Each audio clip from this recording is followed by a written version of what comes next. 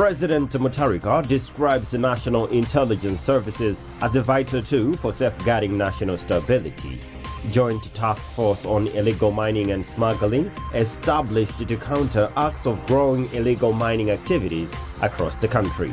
And the police in the country enhance visibility in strategic hotspots to protect lives and property during the Easter festive season.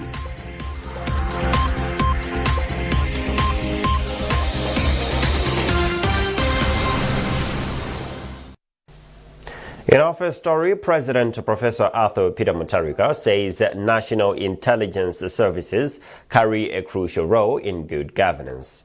Professor Mutharika made the remarks in Lilongwe during the swearing-in ceremony of Director General of the National Intelligence Service, Major General Blaise Saenda. From Lilongwe, Maim Tumotsi reports.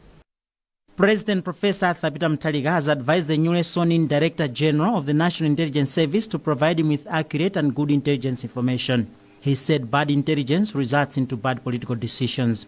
So I'll give you all the support to make sure you effectively execute your role as Director General. I know in the past, intelligence sometimes has been misused or used for political purposes.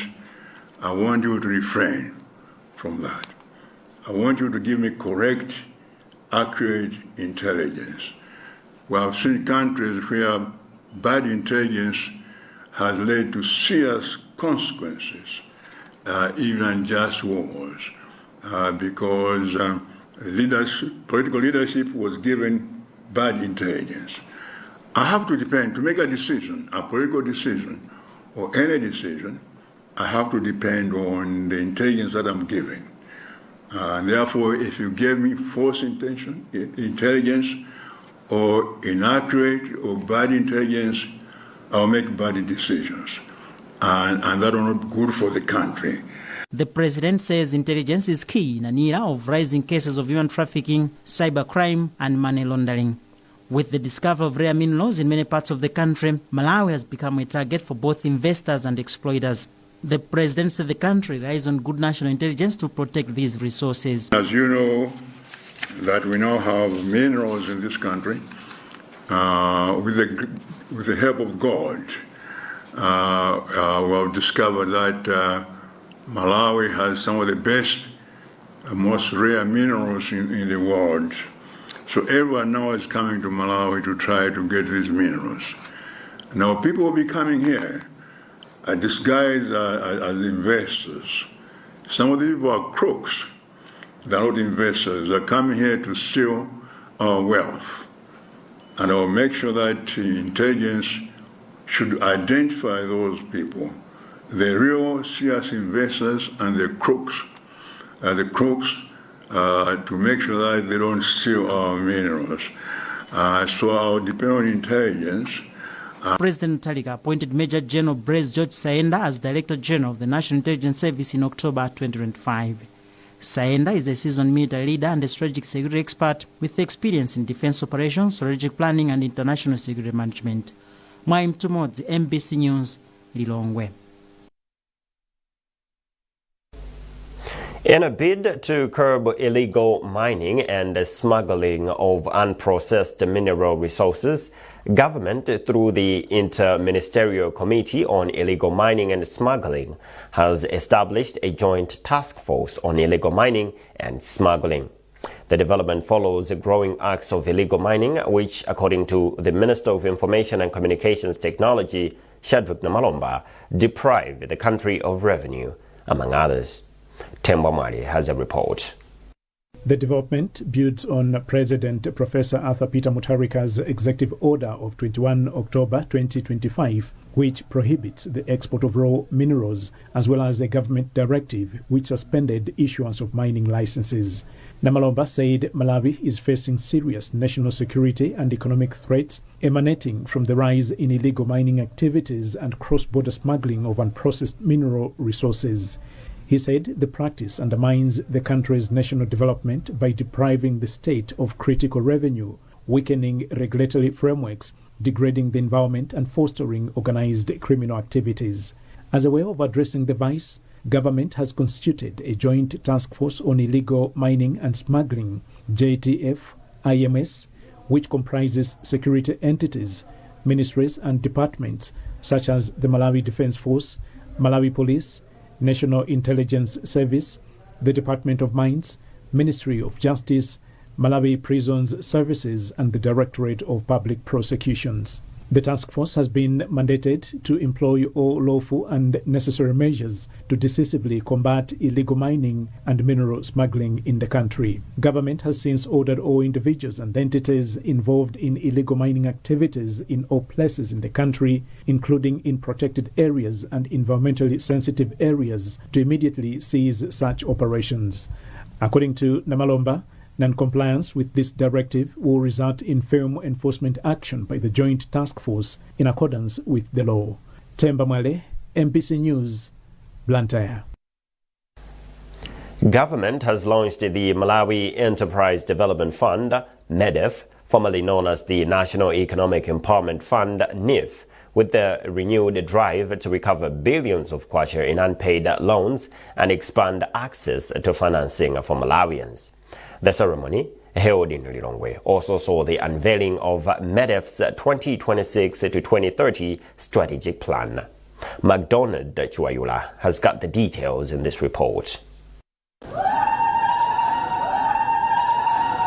The rebranding marks a fresh start for the institution, with authorities emphasizing transparency, accountability and equal access to loans regardless of region or political affiliation. Minister of Finance Joseph Mwanamveka described the launch as a historic step towards empowering Malawians, particularly the youth, women and rural communities. The priority is for them to collect the 200 billion that has been given out. That is taxpayers' money. There's no reason that you can leave that money without collecting. Because once we do that, we are now punishing the taxpayer. We are punishing the Malawian. Because that money is supposed to be revolved. But the other people also are supposed to benefit from that. So as I've said in the statement, the board, the management must make sure that that money is collected. It's not a gift. It's not a donation. Anyone who benefited from the 200 billion is supposed to pay back. MEDEF board chairperson James Napambo said the fund will adopt group lending as a key strategy to improve repayment rates, strengthen accountability among borrowers. Our principal collateral is when we lend to groups, those groups are our collateral. Because in the groups, the people will encourage each other to go and pay the loans. In the groups, they will remind each other to come and pay off the loans. So if we do that, it means that the groups are going to grow stronger.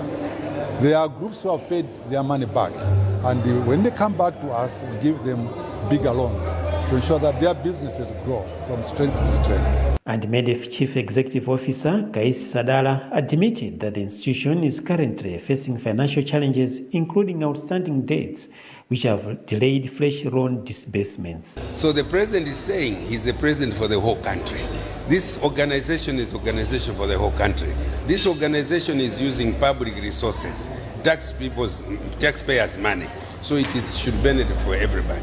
That is why also we want that everybody that borrowed money from NIF must repay. Meanwhile, authorities have since assured the public that strict measures will be implemented to ensure all borrowers repay their loans, warning that no defaulter will be spared. McDonald Chuayura, MPC News, Lilongwe. Minister of Finance and Economic Planning Joseph Mwanamveka says the government remains committed to ensuring that it increases the number of people that have access to electricity.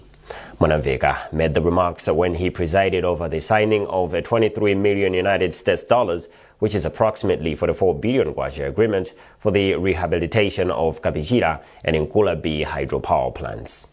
Mwaim Tumoti has the details in this report. Minister of Finance, Economic Planning and Decentralization Joseph Mwanamveka says through the grant, the electricity generation company Genco will be able to provide sustainable electricity, which will likely support the 80am strategy of agriculture, tourism, mining and manufacturing. This country cannot develop without power. We are talking about developing the four key sectors of the economy, starting from agriculture, mining, tourism, and manufacturing. Those sectors cannot develop without power. So says the agreement of rehabilitation of Kapichira and Nkulabi hydropower plants will protect the current electricity generation capacity by supporting the rehabilitation and maintenance of the plants. Priorities of the administration is what we refer to as the ATMM, which is agriculture, tourism, mining, and manufacturing. And all of these sectors clearly require power. Power to be able to function effectively, power to be able to function, operate efficiently and profitably. And so what we're trying to do today is to ensure reliability and sustainability in the currently installed power generation capacity in Malawi. And we hope that we will be able to, working together with Ejenco and the Ministry of Finance, will be able to implement this project quickly so that the results will begin to show. Currently, only a quarter of the population in Malawi has access to electricity. The project will protect the current generation capacity of energy, which is at 556 megawatts, through rehabilitation and maintenance of Kapichira and Nkulabi, which were partly destroyed by recent cyclones that hit the country. Maimtumodzi, MBC, Lilongwe. Deputy Leader of the National Assembly, Shadrack Namalomba, says government does not support rushing the Public Accounts Committee inquiry into the Amarilis report, stressing that some key individuals are yet to appear before the committee. Namalomba made the remarks in Parliament in response to concerns from members questioning why the government appears to be avoiding the inquiry. He explained that the government is pushing for a comprehensive and credible report, which can only be achieved once all relevant witnesses have testified before the committee. We are aware that the committee passed a resolution that now they are ready to present the report to Parliament.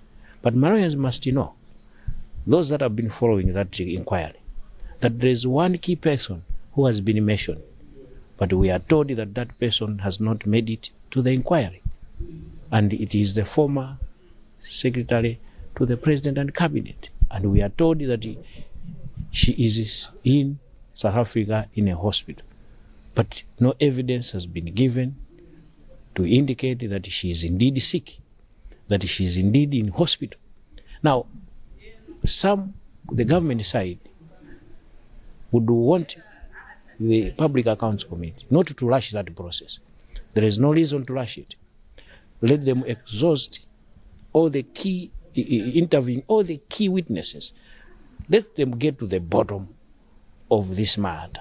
And once they have ensured that they have exhausted, they have covered the key witnesses, then they can bring that report into the House. So at this meantime, we believe that there is true work to be done.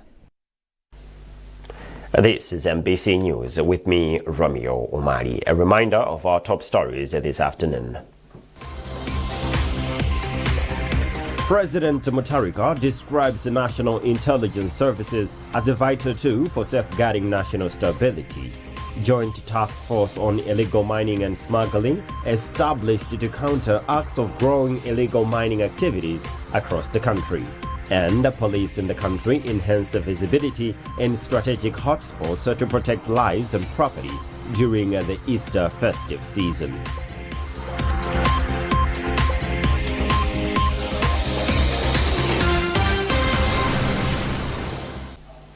Welcome back.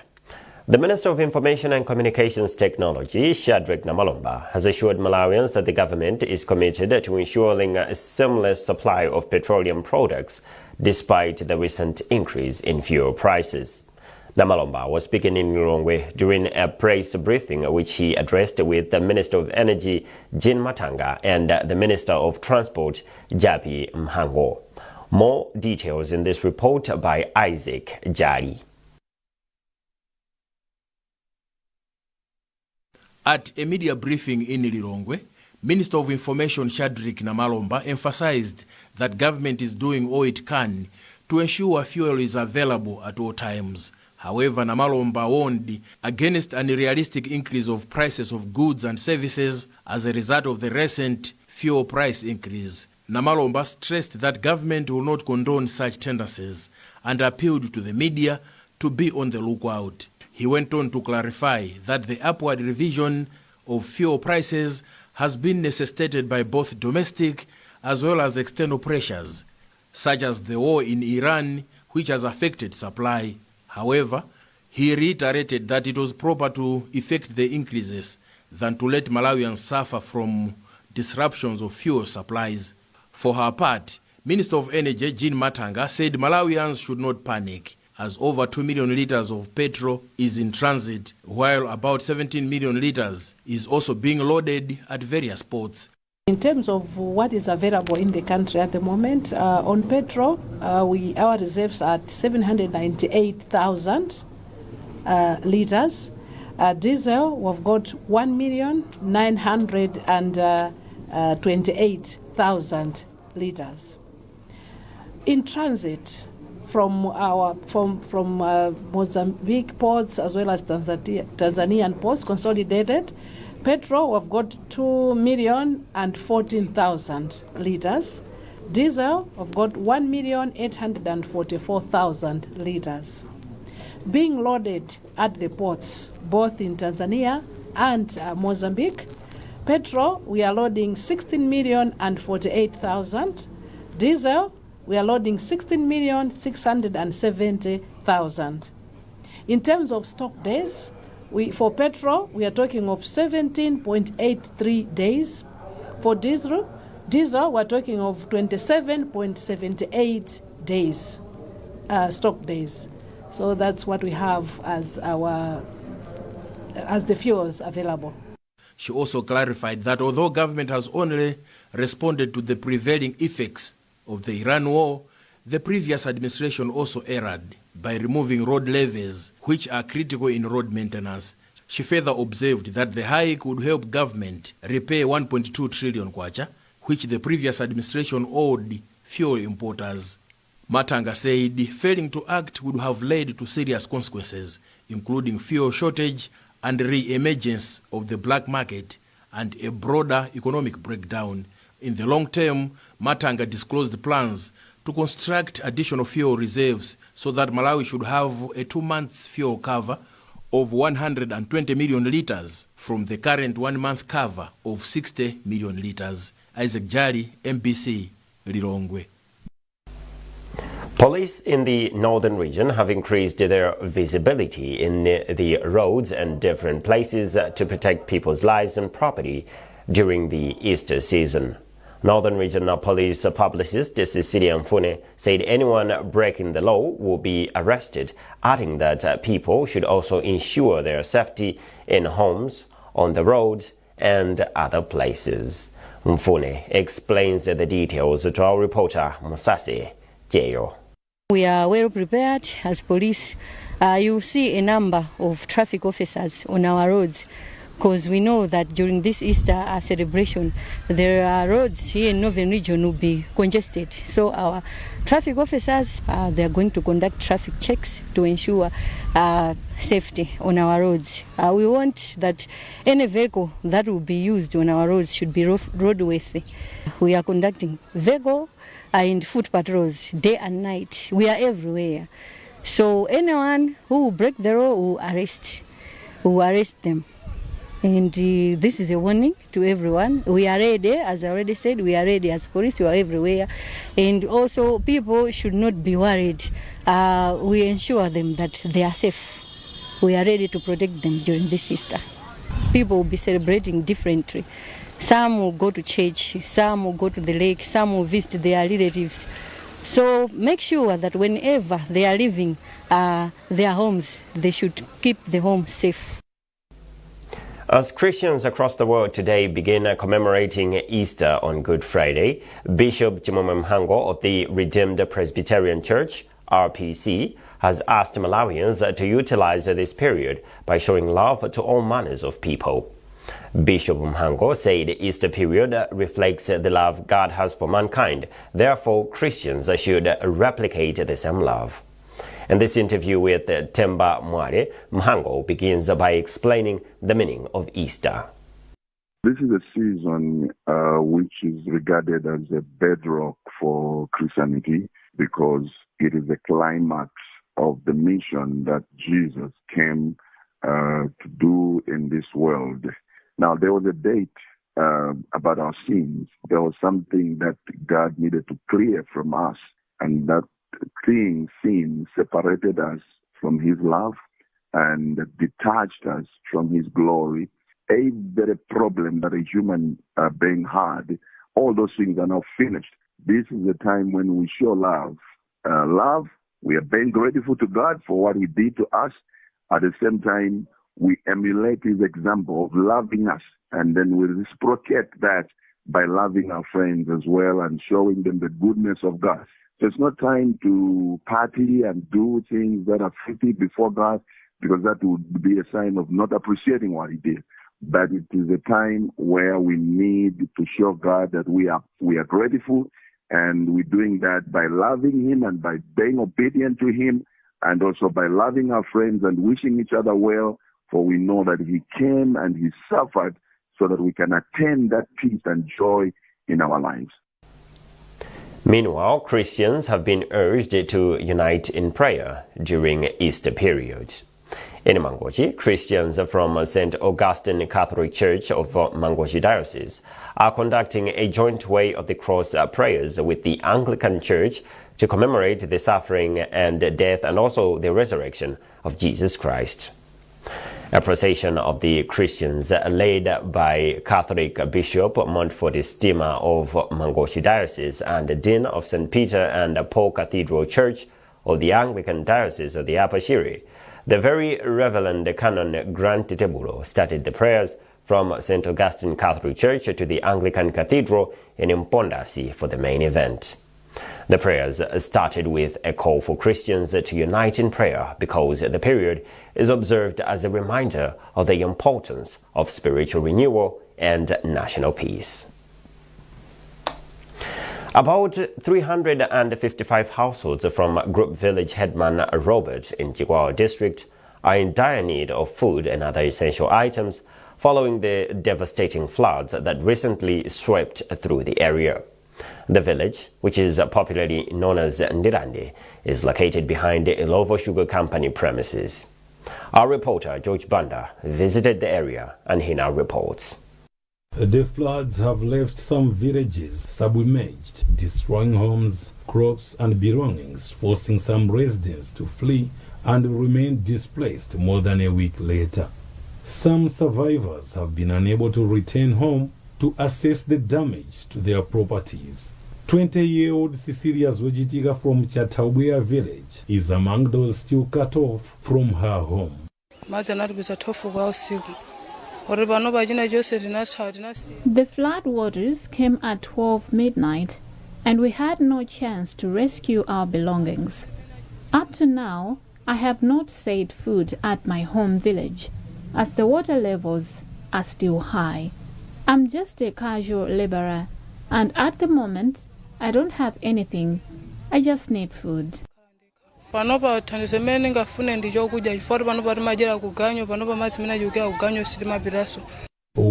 survivors, Diamond Matthias, recounted the terror of the fateful night when floodwaters surged through the area without warning. It was Wednesday on 20th March when we received the heavy rains non-stop. We never expected floods. I have been in this village for long, since 2019, and this time around, the floodwaters level has been huge. Almost the whole village has been affected, and what we need now is just food for our daily survival. For Seva Banda, one of the survivors, his children now do not have books and other learning materials as they were washed away during the floods.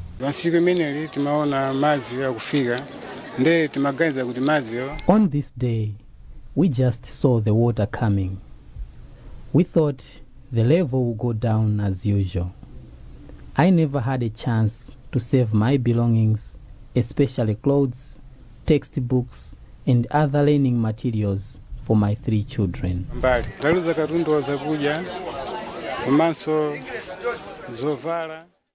Group village headman Robert has appealed for agent assistance, saying his subjects are struggling after losing their food stocks, crops, and other vital items.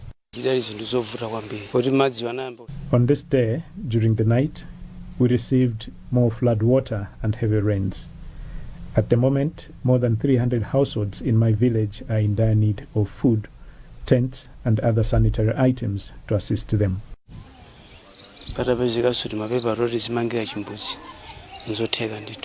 The situation in Group village headman Robert forms part of a wider crisis across Chikwawa district.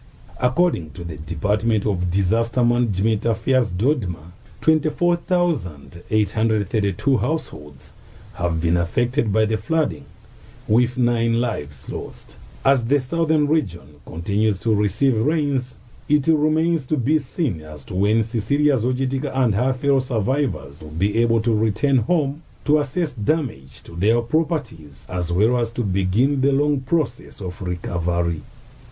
George Banda, MBC News, Chikwawa.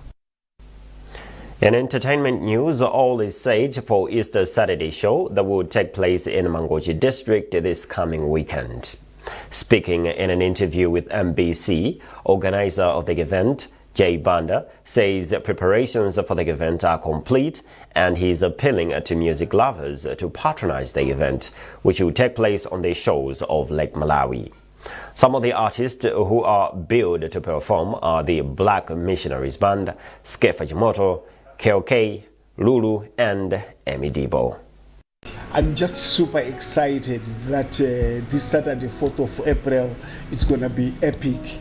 You know, as I'm talking to you now, the stage is actually being assembled.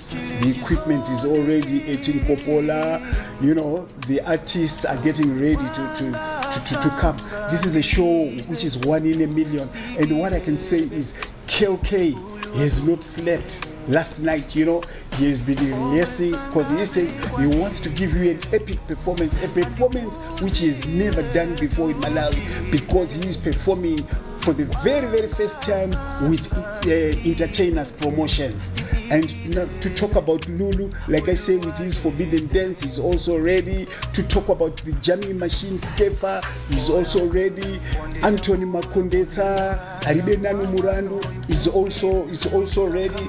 The whole Black Missionaries team, you know, they are ready to come to perform for you people. You know, we derive happiness when we see thousands of you screaming. That is what brings happiness to some of us. So I would like all of you to come. You know, I'm calling upon all Malawians to ensure that at Nkopola, you know, and we love it so much when in unison yourselves you shout, you know, with tears of joy, enjoying. That's what this is all about. We are celebrating, of course, the resurrection of our Lord Jesus Christ. And that item wraps up this edition of MBC News. A reminder of our top stories this afternoon. President Mutharika describes the National Intelligence Services as a vital tool for safeguarding national stability. Joint Task Force on Illegal Mining and Smuggling established to counter acts of growing illegal mining activities across the country. And the police in the country enhance visibility in strategic hotspots to protect lives and property during the Easter festive season.